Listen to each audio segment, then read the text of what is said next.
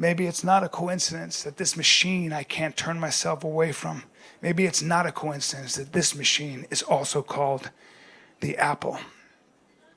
Thank you very much.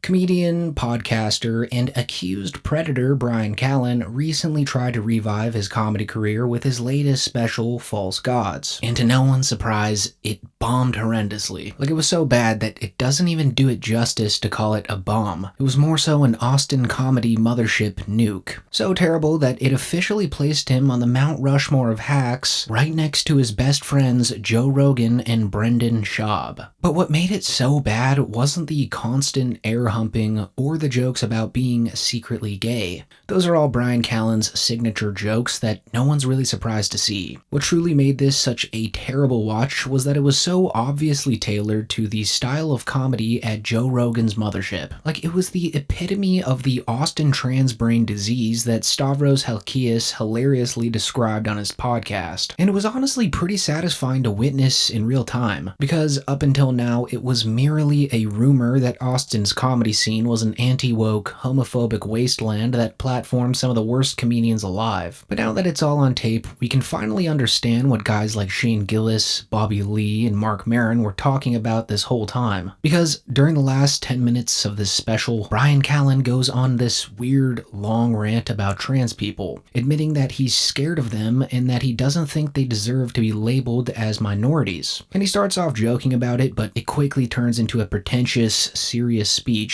without any jokes.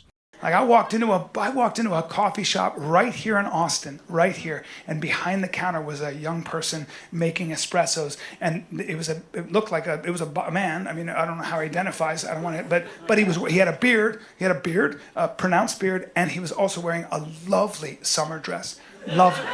But it had straps, a floral pattern. It stopped above the knee. And so I thought that I had all these thoughts. And then I had my old guy thoughts. I couldn't believe it. It looked like chaos to me. It looked scary. It triggered me. It did. I was like, this is cats and dogs living together. You can't just decide you're going to wear a dress. What the fuck, It's like, how are we going to compete with China, Like, I went through these stupid thoughts. I was like, we got to bring back the draft maybe now, And that was all fear, and I just couldn't get it. And it's like, it's the new hippie, the new punk rock. Maybe also just being older and seeing all these young kids who probably majored in equality, and I'm just it's not my generation, and he's wearing a dress and a beard, and it just looked like a revolution. It looked like change that I wasn't included in. And really, the only hilarious part about this rant is that you can barely hear anyone laughing. Maybe a handful of people at most. And mind you, these are the same people that watch Kill Tony unironically, okay? So not even the most conservative, Trump-loving crowd in the world find this funny. And on top of the fact that this particular audience was extremely right-winged people, what makes it worse is that they also happen to be Bryan's own friends and family. Like back when Callen talked about recording this special, he literally listed off who was in the audience, naming some of the most conservative, gun-loving influencers you could possibly imagine. I saw everybody. Everybody came to the show. So flattering. Michael Malice and Lex Friedman and Nikki Rod and Catherwood. Gordon Ryan. Mike Catherwood, of course. Our boys from Drinking Bros, Dan Holloway. Love them. Dan Crenshaw came. Fucking Tim Kennedy came. Timmy came. Evan Hafer from Black Rifle. It was literally everybody. Our crew came out, It was so cool, man. So the fact that not even the majority of the audience was laughing here really tells you how strange and off-putting this whole thing was. It was almost like Callen was trying to relate to them with how hard he was going on the anti-trans stuff here, but he went so ham on the topic that not even the Black Rifle Trump supporters could relate, especially when Callen goes on to insinuate that the whole trans movement was pushed by major corporations, who, according to Callen, essentially made Caitlyn Jenner an industry plant and forced poor victims of the movement like himself to comply with their narrative. Well, I don't know it's very interesting to me because it kind of happened. Well, it happened 2015 when Bruce Jenner had an 8-hour operation and he woke up Caitlyn Jenner, and then a minute later he won Woman of the Year. And that, I remember that was crazy. And I remember I'm just a bunch of like conservatives and traditional Americans. I was like, I have some questions, And we quickly found out the time for questions was over, bigot. This has all been settled science. We don't need your voice. We saw what you did to the other minorities, Whitey. And I was like, what? And, because her support system was very, very strong. I mean, and vast. I mean, I'm talking about, well, I don't know, let's see. All of the fashion industry, all of Hollywood, all of corporate America, all of legacy media, all of big tech. And that's a formidable group of people. They can make or break you. And so suddenly it was like the feelings became sacrosanct, new for my generation. If you were talking about feelings in my generation, if you were talking about how something felt, you better be talking about shoes, bitch. But this was different. This was new. And by the way, this wasn't just about protecting feelings. This was about saving lives. So that's why, if you had any naysayers, they had to be de-amplified, de-emphasized, de-platformed, defunded, destroyed. So you better be careful. So be on the right side of history. And then it makes a turn for the very worst, as he suggests that trans people don't deserve to be minorities. But before watching that, I need to remind you guys of just how much Joe Rogan promoted this with Bryan Callen on his podcast, on 2 separate occasions. Like, Rogan painted this like it would be Callen's big break, as if he'd be selling out arenas across the country after this were put out. A 9 That's what you need. That's what you need, Callen. You do. It's very important. Your special kicks it, and you start selling out giant theaters. Dude, let's go, baby. Let's get a little in your life.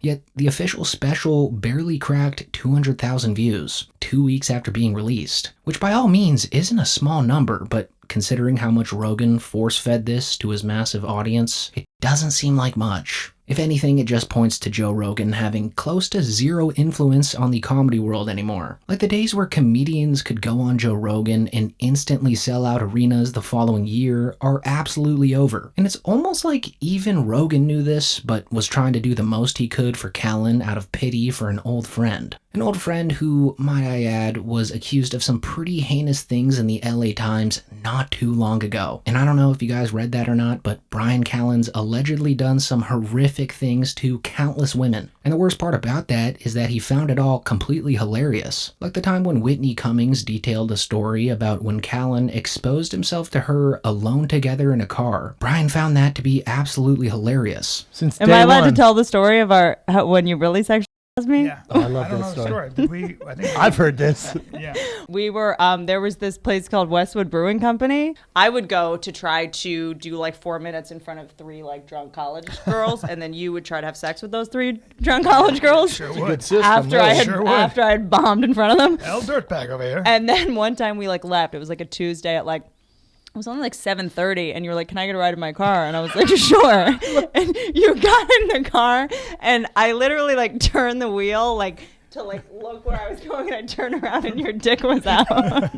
Hey. The old peekaboo. Call the old peekaboo. So yeah, while you watch the rest of this terrible anti-trans rant from this special, just remember that this is also a downright slimy human being who doesn't even have any shame for anything he says or does. Because a lot of people, and even comics, would be completely humiliated to say what he says next here. Because he implies that white trans people shouldn't get to call themselves minorities, which is just insane on so many levels. It's like he thinks being a minority is a decision and not a result of people like him hating on them for decades. Yeah, but I was looking at this kid with the dress and the beard, and I thought, I'm probably looking at a white minority, which is wild. You can be white and you can be a minority now, and that's wild. And it's very unique because, for black people and brown people and indigenous people, for them to become minorities, they had to go through hundreds of years of brutal colonization and slavery. But now you can have blonde hair and blue eyes, be white as the driven snow, and you can be a minority on the same level because you feel like one. That's hacking the system, baby! And after he says this, he ironically accuses trans people of being grifters, while literally at the same time grifting for everyone on stage and embarrassing himself. I'm not saying there aren't real trans people. That's not what I'm saying here, because there are. I'm just saying there are grifters in every community. I was thinking about that too, as I looked at that kid's shoes. And I thought to myself, damn, I think I've been getting ready for the wrong enemy, because I've been waiting for the grid to break down.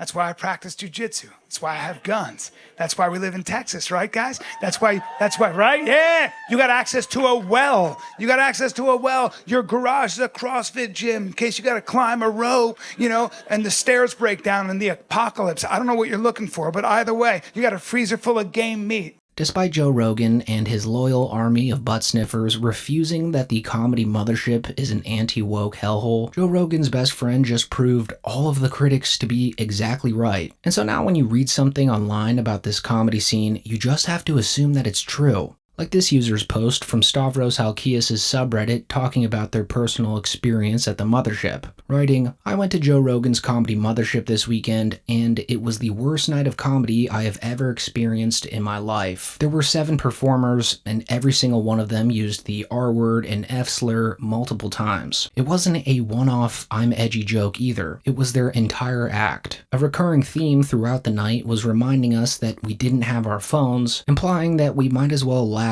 and admit that we agree with their belief that anyone who isn't a straight white man is inferior." So now that Bryan Callen pretty much did exactly what this user wrote about, the rumors have got to be true. Every time a comedian performs in front of those very ugly blue curtains in the Fat Man room of the Mothership, they're 100% going to make some of the laziest, low-hanging fruit jokes about anyone who's not a straight white male. But anyways, the cherry on top of this whole disaster of a comedy special was when Bryan Callen reacted to it on his podcast with Brendan Schaub, essentially admitting that his whole career has been a flop. And then funnily enough, Brendan tries to cheer him up by saying that comedy specials don't even matter nowadays, which is just a hilarious cope when you realize that that's the only thing comedians are working on all year. Driving because I was doing some because my car feelings stuff. are hurt so bad. Like I put out this special and it doesn't matter, right? Like in a way, it doesn't matter. Specials aren't special anymore. They're not special. Nobody watches it. It's not going to make that's a what you need difference. to understand. Like It doesn't matter.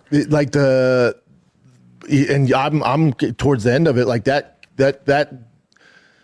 medium of like specials used to be special. Well, now they've just lost their significance. Yes. And I'm not saying your special is not important. It's important. But what I'm saying to is, me it is, but it's not. to me and you and like some of the noise. older heads, it's important. But in this day and age, like to ask someone to sit down and watch an hour of stand up It ain't happening. it's just not the way the happening. game And I don't works. blame 'em. I know, but it's, and I'm not saying it's right. It fucking sucks. Nothing's like I that. don't know what to do, but It hurts my feelings so bad, and it makes me But mad. it's not a Bryan fucking me Callen up. problem. It's not, is it? that's what I was trying to tell you yesterday. It's not a Bryan Callen problem. Yeah. Everyone's dealing with it. Right. I felt so terrible for the past like 2 days, like terrible.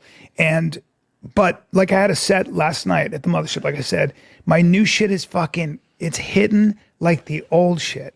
And it reminded me that I have that skill that when I'm on. Yeah, you have a special skill set. I'm proud of it. Yeah. I'm really good. I'm as good as It's good you I went think up I'm there. as good as anybody. Yeah. But anyways, guys, do let me know what you think of Bryan Callen and his comedy special in the comments down below. And as always, thank you so much for watching.